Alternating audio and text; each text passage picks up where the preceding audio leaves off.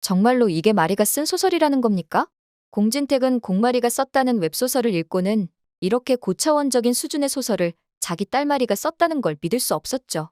공마리는 과거 11살 때까지만 해도 IQ가 130으로 천재 소리를 들었지만 11살 때 의문의 교통사고를 당한 후에는 여지껏 12살 정도의 지능과 사고력으로 살아오고 있었는데 마리가 썼다는 웹소설은 IQ 130을 차치하고서라도 상당히 고차원적인 사고력을 지닌 사람이 오랫동안 고심해서 쓴 글의 수준이었으니까요.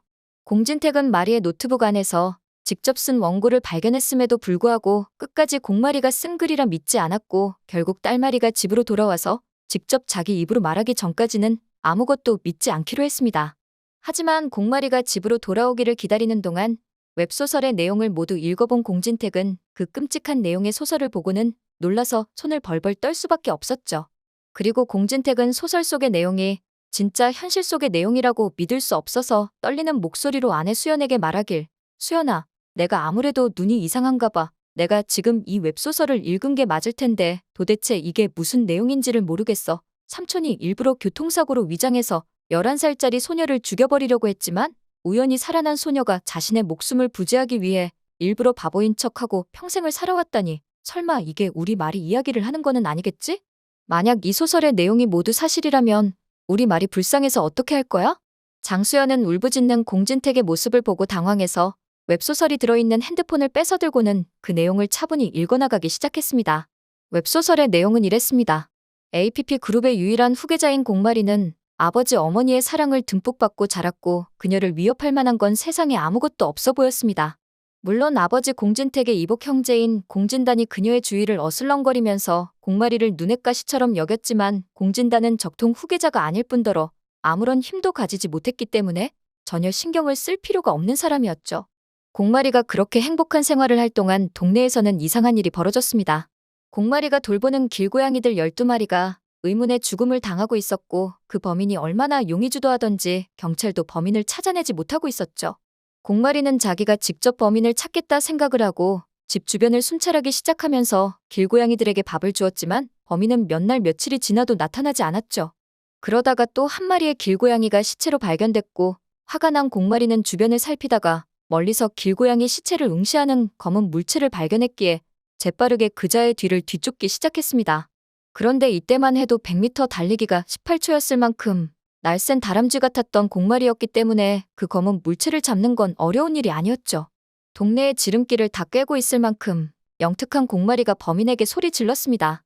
야, 너 거기 안 서? 우리 불쌍한 길고양이들 내가 다 죽였지? 지금 안 서면 경찰에 신고할 거야.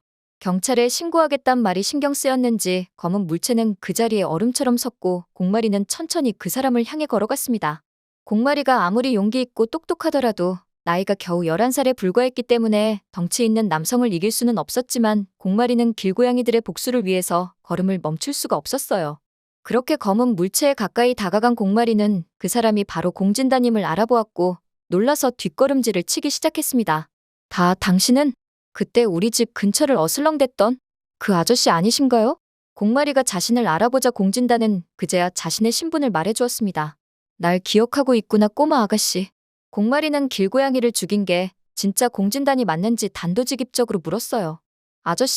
아저씨가 우리 길고양이들 죽였어요? 그러자 이미 얼굴까지 다 보여버린 공진단은 더 이상 두려울 게 없다는 듯이 공마리를 협박하기 시작했습니다. 응, 맞아. 내가 다 죽인 거야. 근데 그게 너한테는 다행일 거야.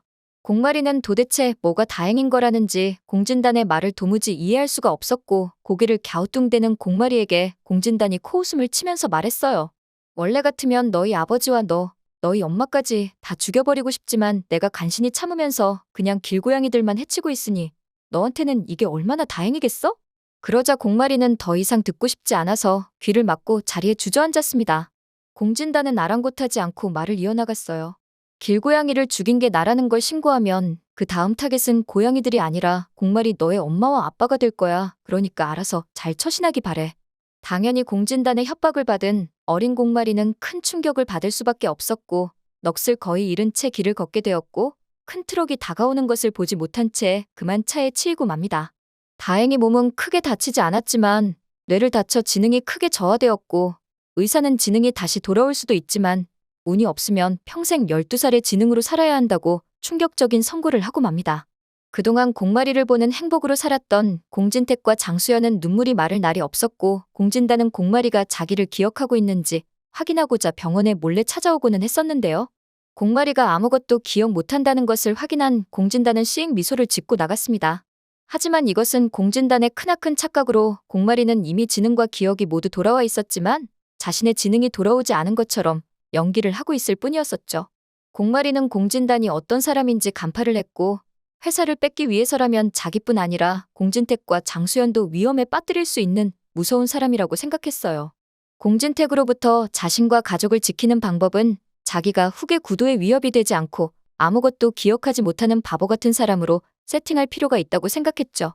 그렇게 공마리는 130이 넘는 IQ를 가지고도 일부러 바보인 척 삶을 살아가기 시작했고 어차피 기업을 물려받는 것에는 관심이 전혀 없었기 때문에 후계자가 되지 못하는 것은 신경 쓰지 않았어요. 공마리의 유일한 목표는 아버지와 어머니, 자신이 안전하고 건강하게 사는 것이었죠. 무엇보다 공마리의 지능이 낮다고 생각한 사람들은 공마리 앞에서는 모두 경계를 풀었기 때문에 공마리는 예상 외로 많은 정보들을 매우 쉽게 얻을 수 있었어요.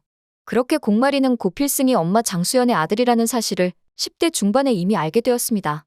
엄마 장수연은 다른 사람들 앞에서는 고필승과의 진짜 관계를 드러내지 않기 위해 온갖 노력을 다하는 편이었지만 유일하게 마리 앞에서만은 경계를 풀었거든요. 고필승이 친오빠 같다는 생각이 들자 공마리는 고필승의 머리카락과 수연의 머리카락으로 이미 몰래 유전자 검사까지 해놓은 상태였죠. 고필승이 친오빠라는 것을 알게 된 공마리는 처음에는 큰 충격을 받게 되지만 나중에는 이렇게 좋은 사람을 자신의 오빠로 만들어준 엄마 장수연에게 고마운 마음을 갖게 되었어요. 오빠가 내 친오빠면 좋겠어. 공마리는 진심으로 고필승을 좋아했고 이 모습을 보는 장수연은 흐뭇할 수밖에 없었죠. 그렇게 공마리와 고필승이 마치 친남매처럼 돈독한 관계를 이어나가게 된 것도 이미 고필승이 자신의 친오빠라는 것을 알고 있었던 공마리 때문이었습니다. 사실 공마리는 어렸을 때만 하더라도 APP그룹의 후계자가 누가 되든지 전혀 관심이 없었어요. 하지만 나이가 들면 들수록 그리고 자신의 집안에 나타난 공진택의 인성을 보면 볼수록 저런 인간이 APP그룹의 수장이 되면 절대 안 된다는 생각을 하게 되었습니다. 게다가 공진택이 자기가 후계자가 안 될 경우를 대비해서 비자금을 몰래 모으는 걸 알게 됐어요. 이것 또한 공마리가 바보라고 여긴 홍혜교와 공진단이 그녀 앞에서 스스럼없이 이야기하다가 공마리에게 모든 사실을 들켜버리고 만 것이죠. 뭐? 100억? 100억이나 횡령을 했다고. 공마리는 아직 회사의 수장도 아닌 공진단이 100억이나 횡령을 했다면 회사의 대표가 되고 나면 수백억을 횡령할 것으로 생각됐기에 공진단의 비자금을 모두 빼앗고 회사에서 내쫓을 것을 계획하게 됩니다.